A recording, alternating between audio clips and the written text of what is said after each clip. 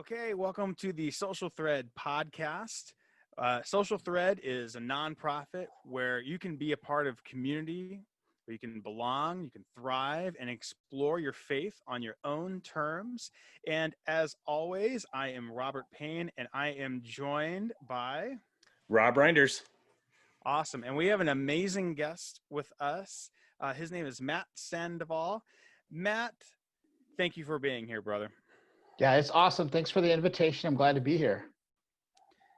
Matt is our second guest for our Social Threaders, and again, another person that was incredibly influential on my my faith journey. And I just wanted to kind of start, Matt, about asking you about your background and kind of a brief idea of your journey, your spiritual journey, and how you arrived to where you are now. Yeah. So I think like probably many of our listeners, I'm a desert dweller. I grew up in Phoenix. I still live in this great hot state. So I'm kind of atypical in not having really moved too far away. So it means my roots and my faith connect to the geography where I'm still at.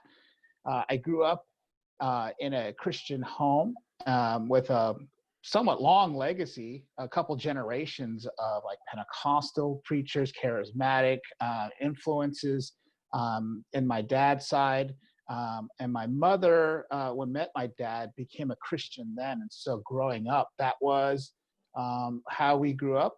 My mother, because of shift work that my dad was involved in through his job, I remember a lot going to church with my mother. And a lot of those tended to be kind of conservative churches, conservative evangelical churches, which when you're young and you're growing up, you think like this is the way all churches are. And I had really no understanding of all the different types of denominations, let alone other faiths that exist out there. So I grew up in church, briefly attended Christian school. So I used to joke that if there was a VIP pass or a section to the first class section to heaven, I would be in first class with a drink in my hand, because I've gone to, church Monday or Sunday morning, Sunday night, Wednesday night, gone to Christian school that had chapel twice a week. I've heard every story. I've heard them told different ways. Not to say that out of bitterness, but just a lot of familiarity. And I actually attended, it was Southwestern at the time, majored in biblical studies. It's now Arizona Christian University with the goal of being in ministry, which I'd like to say I was in for about a minute and a half, and then got involved in nonprofit work, education work, all still inspired by what I grew to understand. So for me, it was allowing the skepticism that kind of goes around the historical Jesus research movement and taking in those words and then having some new coloring done to my picture of the New Testament and to Jesus in particular that really changed the way I thought about things. So that motivated me vocationally to be a lot more involved in human service work. And so I've done that now for 20 plus years. So that's children, youth, mentoring, at-risk youth, delinquency.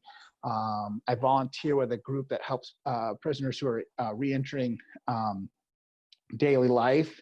I'm working right now on a second master's degree. My first one's in education, and my second one is in clinical social work, which most people aren't aware that that's licensure for therapy. And I'm doing that at Arizona State. So all of this is still motivated in my kind of essential commitment that what God does in us is something we do, we experience so that we can be in some way a blessing to the world, that as we are experiencing healing and being put right, we have an opportunity to do that among those. And so the training opportunities I've been through, both academically and now spiritually through an interfaith spiritual direction school I just completed a year ago, those are all helping me add pieces to really being available to people where they are as I encounter them. So that's a long and very positive story. What I left out in the middle was a lot of searching. And I am very honest with people that start to struggle with whatever organized faith system they're part of. Is I'll tell them, have you tried not going? Have you tried something else? Have you tried stepping out? Because there was a pretty long period, and I mean years, where I didn't go to church regularly. And to be frank, I didn't miss it. I really didn't miss some of the attitudes. I really didn't understand some of the political leanings of the groups that I was part of. And I didn't have a personal value for it. But I would also be very optimistic for people to saying that God's love is so powerful that even when we think we don't want any part of it, it still searches and still finds us. And that was very much true for me. So even now, my family and I have kind of re-engaged in the local faith community. And I got pretty involved pretty quickly, which I want to do. But all of that around very like-minded people that were willing to accept you just kind of as you are, with, you know, some of the scars of life and the bumps that you hit along the road that you travel. So that's I think a pretty good, accurate picture of my journey growing up and my experience in faith. Yeah, that definitely echoes a lot of people's story. I know, particularly a lot of people in our audience too, where they may be searching and having a difficult time reconciling their past, and then foraging something new and healthy out of it. And so that's what I wanted to talk to you about during that searching period, and as you started to take a look at a lot of different possibilities. How did you use wisdom traditions to begin to formulate where you are now? Like, how did that Yeah. impact you? Yeah, this is a great question, and there's a couple, but the first one that comes to mind that I can't usually wait to talk about when people ask something around this is the experience I had getting more knowledge of the different strands of Buddhism, and in particular how Buddhism is basically coloring in third wave cognitive behavioral therapies. So when you look at things that exist out there that people might take when they go see a psychologist, and they're part of acceptance and commitment therapy or dialectical behavior therapy, these are all Western therapies that practitioners started to align with Buddhist psychology, and it increased effectiveness. So there's an entire science behind it. You can go look up all the randomized control trials you want to see how these things are working out. But for me, what it meant was I had persistent issues with kind of guilt and anxiety that were weighing on me regularly. And I went and Googled one day, just help for anxiety. And I got connected to someone who's a Buddhist lay priest, and her name is Tara Brock. So if we're talking at length at all about these kind of topics, I'm going to drop her name. And she's really big, got a huge Facebook following, a pretty cool podcast. And I kind of dug in deep there because what she was telling me about how I was feeling helped me understand that there's some biology, there's some psychology, there's some programming from society that's telling me why I should feel differently than I do. And ultimately, digging deep into her work and listening to her podcast helped me come to terms with this idea of compassion. And where I grew up in Christianity, sure, we would say that God is loving and Jesus is loving, but compassion didn't always roll out. And say it now in certain circles, and people are like, well, it's more important, you know, that you follow the rules and you do the right thing. Like, what about compassion? Well, it's nice and everything, right? Like, you'll get that real attitude.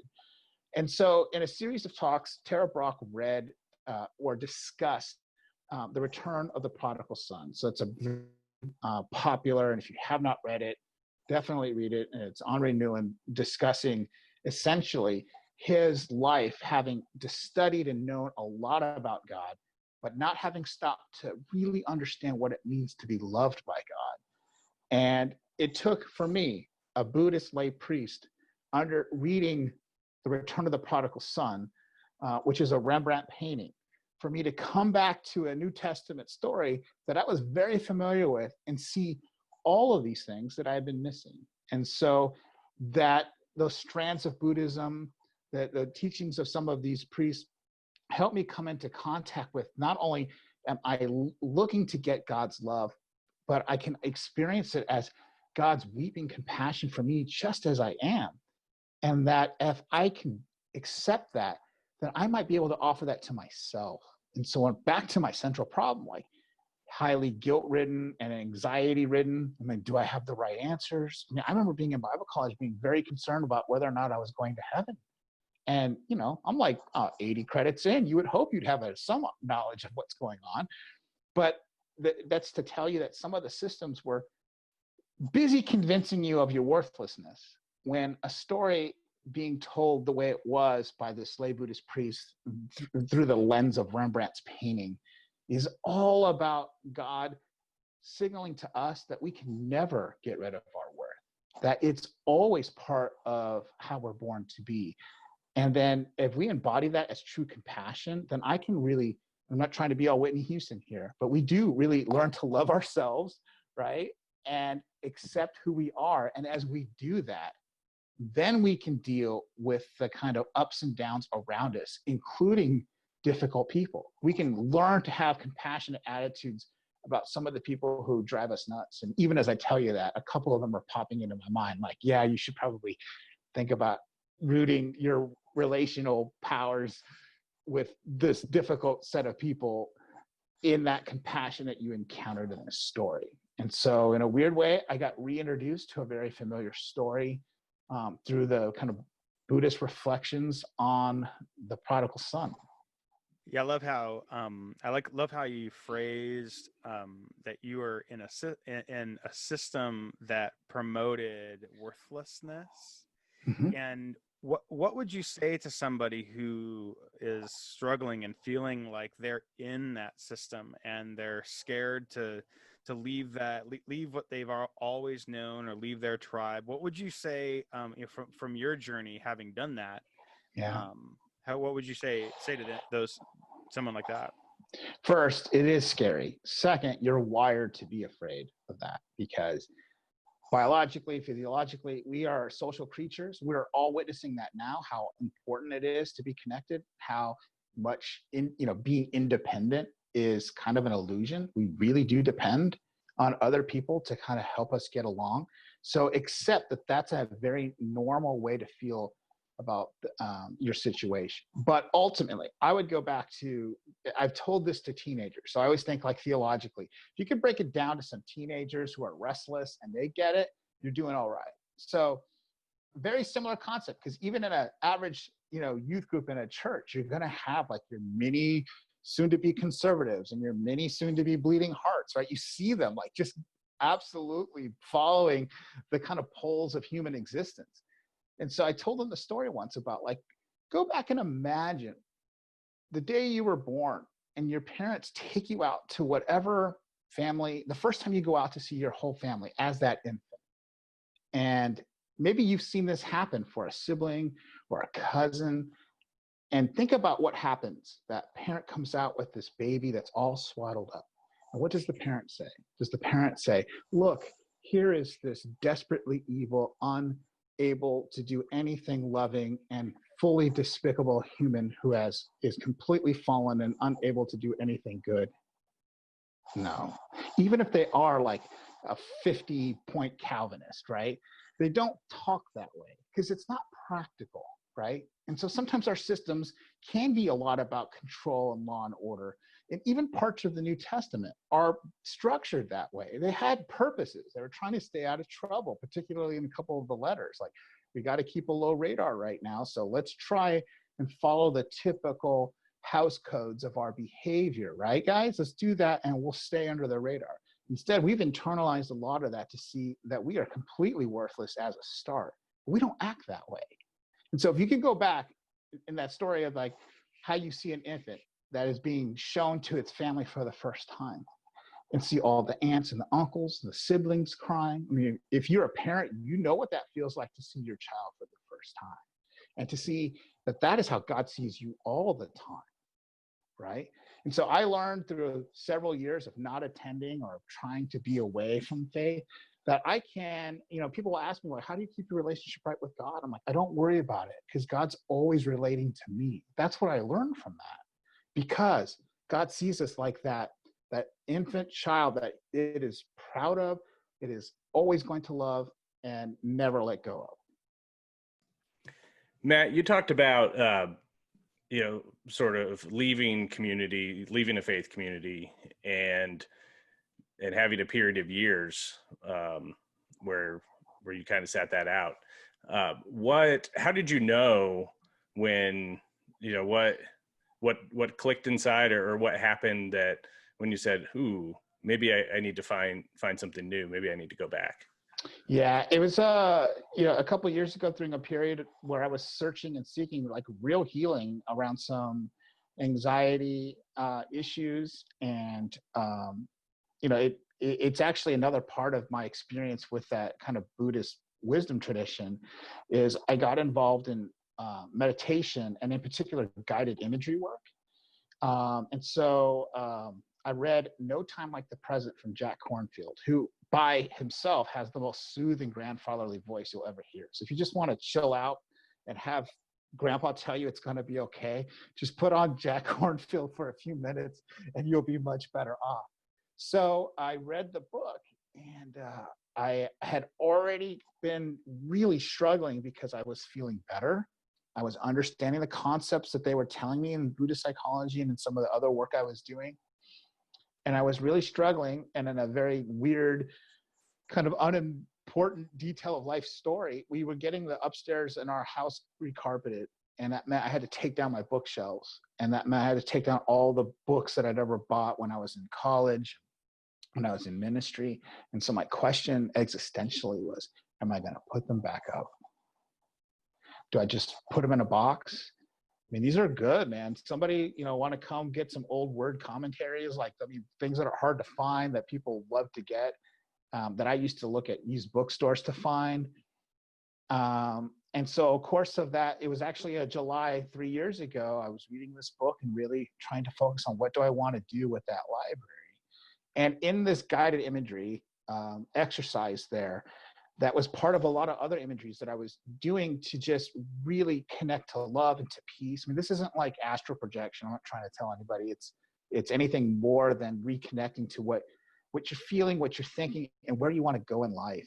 And for me, this exercise was about fear, and it really walked you through if you were afraid and could be comforted by something, someone out there, what would it be?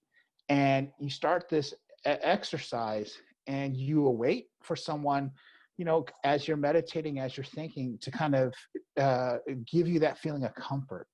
And very surprisingly, I really did feel the presence of God as I see God through Jesus. And that was a whole new experience, because what I took from that immediately was, despite my experiences, that God is promising always to be there. And God had always, in fact, been there.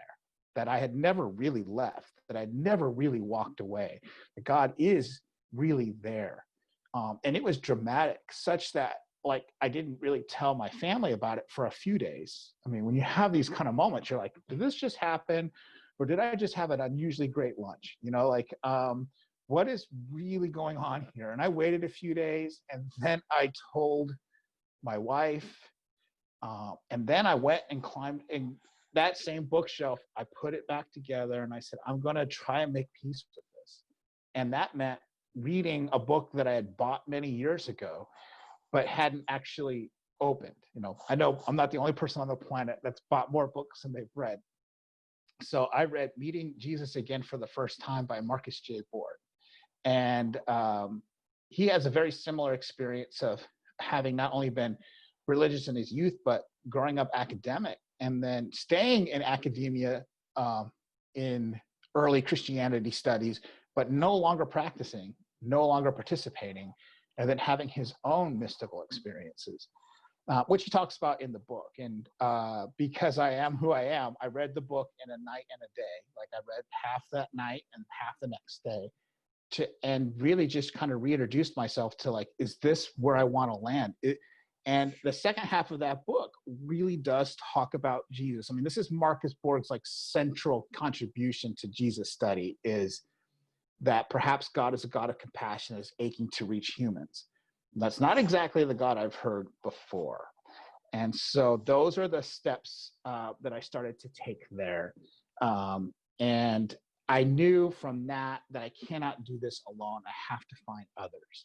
And so for us, that meant a community, a church or something like it. And in my area, in far west Phoenix in Goodyear, I Googled, to be frank, open and affirming churches. I really wanted to find someone that would accept everyone, and that gave us a couple of options. And then I looked for one with a youth group for my kids, and we started to go there. And we've been there since. So I don't mean to say like it's just this happy ending story. It's ongoing and continual. But I really did feel like if I'm going to take this step, that there has to be other people who felt like this, who have understood what it felt like. And what was so empowering is even walking into that community, we met people that we had known in other places at other times that had gone through similar things. Had a little bit more gray hair. I mean, I just lose mine, but the types that have got a few more years on them, and you tell them part of the story, and it's almost like they can fill in the blanks for you. And you realize, okay, this is part of just being alive. I'm not an awful person for having felt this way and having experienced this. And now I don't need to even feel like I have to crawl back on my knees. What's the name of the church you guys are going to? So we are part of St. Peter's Episcopal Church in Litchfield Park. Excellent. Is that how you and you got involved in Wisdom's Way? I did, which is this interfaith spiritual direction program. Sure. Yeah, we'll give a plug here for Gil and Kathy Stafford. Yes, please.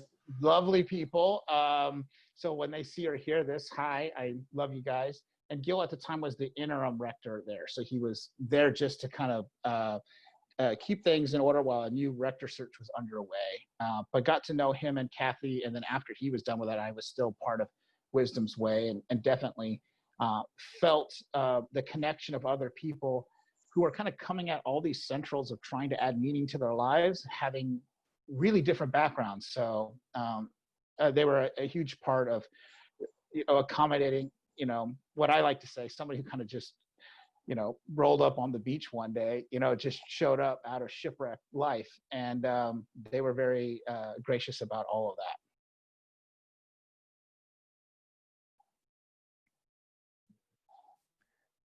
Man, that's awesome. Thanks for sharing all that, Matt.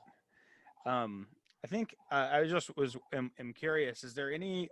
You mentioned Tara Brach. You've mentioned meditation and Wisdom's Way. Is there anything else that you found meaningful? For your journey. What would some of those be? Well, yeah, I'll mention a couple.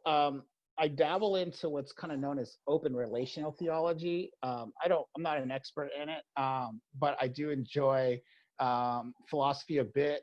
And in fact, here I like to really listen to Rabbi Brad Artson's kind of articulation of it. So this is back to someone only who is going to study the Hebrew scriptures and take them as the whole story. So if you were to do that and look at the Hebrew scriptures as is, what you get from that, and what open and relational means is that is there an opportunity for us to encounter a God in which we are all growing and changing, that God with us, God in relation with us, isn't just this fixed thing that we're sitting around trying to appease, but in effort, we are so connected that what happens to us happens to God. And because we are so connected, that I think even more strongly roots any commitments we have to loving our neighbor, to a sense of justice in the world. Because if we really are that connected, that the world and God are not that separate, that we are really kind of coexisting and co-developing, then it really does matter what we do to the planet. It does matter what we do with other people. It does matter what we do with our time, not because there's some punitive effort coming our way if we do the wrong thing, but because we're disconnecting ourselves from this kind of source of life. And what's really interesting about looking at an open and relational way of seeing God is it requires you to wrestle with your old ideas. And yet, if you read the Bible for any length of time, wrestling with God is a common theme. There is no like, I got all the answers and give me the A. I mean, the more you're born into privilege, the more suddenly you're given more obstacles, right? It's the people who have to kind of be shocked out of their situation that end up being useful. And I think it roots us in humility to look at it that way. And then ultimately, if we see God as relating to us and connecting to us, then it gives us, and I think in this particular time, it's important that we have the opportunity to see God in the person in front of us, whoever that is, right? And, our country's at an interesting moment. The world itself is at an interesting moment, from whether or not you wear a mask to whether or not you protest, to whether or not you care if sports teams take a knee. All of this is rooted in, what do I see when I look at another person? And if I can't see that in that person is some aspect of God speaking to me and teaching me, then I'm missing a huge amount of information in the world.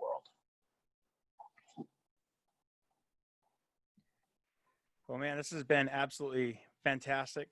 Matt, thank you so much for sharing your story and all of these experiences and things that have been meaningful to you. I know they've been meaningful to me personally, as you've shared many of them with me, and has helped me along for sure. So I guess I think if people wanted to listen to a little bit more about your journey and your heart, I know that you run a podcast. Would you mind telling our listeners how they can subscribe to that? Sure. Yeah, I podcast fairly regularly on at Practice Makes Presence. So typical spelling of all that. Practice Makes Presence, available at practicemakespresence.com, and then any of the typical places where you get podcasts. And then I'm individually available at Matty in AZ on Twitter and Instagram. So that's Matt with 2 T's, Y in AZ on Twitter and Instagram. Fantastic. I definitely would encourage all of our listeners to subscribe and follow Matt. And he's always putting some amazingly meaningful things together. If you're listening to this podcast and you have really found meaning in it, you can connect with us at socialthread.org, and you can click get involved. You don't have to feel like you're going at this alone.